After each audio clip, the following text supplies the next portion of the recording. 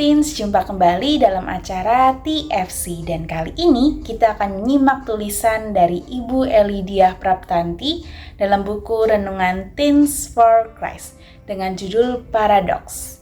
Berdasarkan Roma 7 ayat 13-26 bersama saya Carmela Natasha Febiani, mari kita berdoa.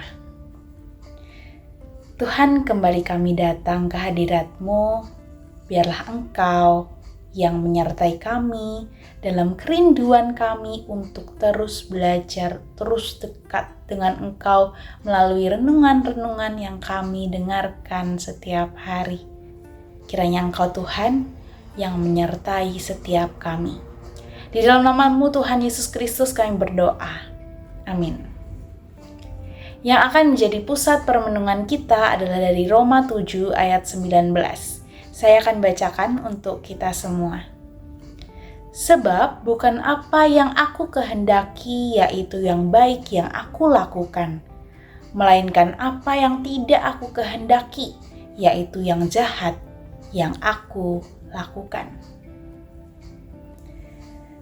Teens, dalam ilmu psikologi itu ada sebuah fenomena yang disebut dengan konflik internal. Apa itu?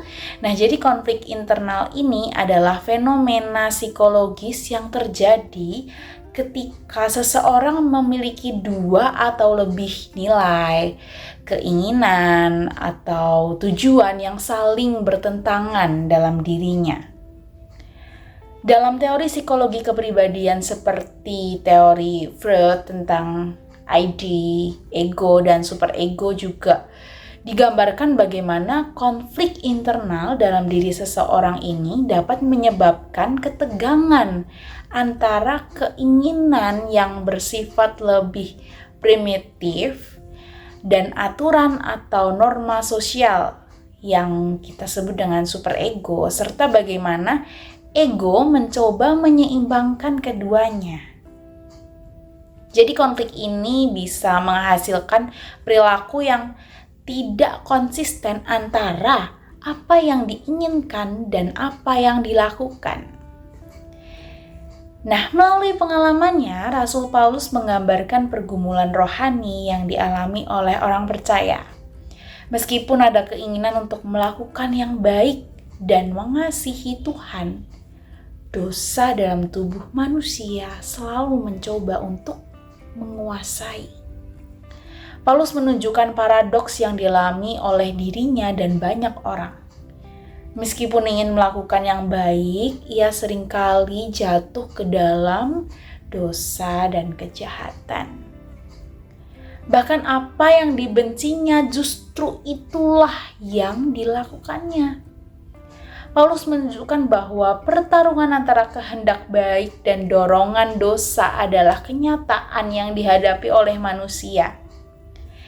Namun pada akhirnya, Paulus memperoleh karunia, pengharapan, dan kekuatan dalam Yesus Kristus yang memberi pembebasan dari kuasa dosa. Teens, pernahkah kamu mengalami paradoks dalam tindakanmu? Pernahkah kamu ingin melakukan yang baik, tapi justru yang dilakukan adalah sebaliknya, yang jahat?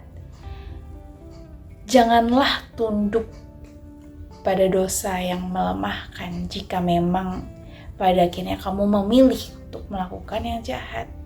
Karena kuasa Tuhan lebih besar daripada kelemahan kita. Jadi kita yakin bahwa pada akhirnya kita pun akan mengalami pembebasan dari kuasa dosa.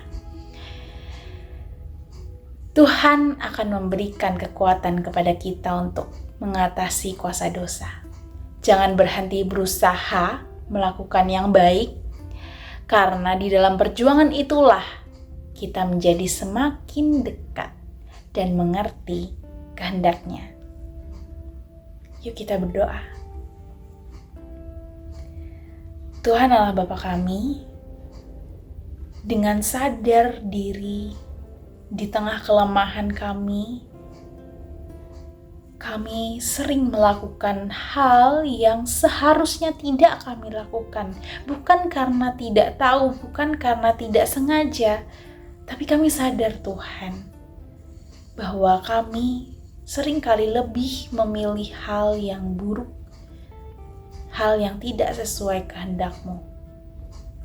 Namun kami juga bersyukur bahwa pada hari ini kami diingatkan untuk terus tekun mendekatkan diri akan iman kami kepadamu, sehingga pembebasan-Mu beserta kami Tuhan. Kami yakin Tuhan, Engkau adalah Allah yang membebaskan kami, yang terus menuntun kami untuk kami dapat bijaksana memilih hal yang terbaik dan seturut kehendak-Mu. Biarlah semua Tuhan kami lakukan untuk memuliakan nama-Mu saja. Di dalam nama-Mu Tuhan Yesus Kristus kami berdoa. Amin. Demikianlah renungan pada hari ini. Jangan lupa like, subscribe, dan bagikan kepada yang lain. Tuhan memberkati kita.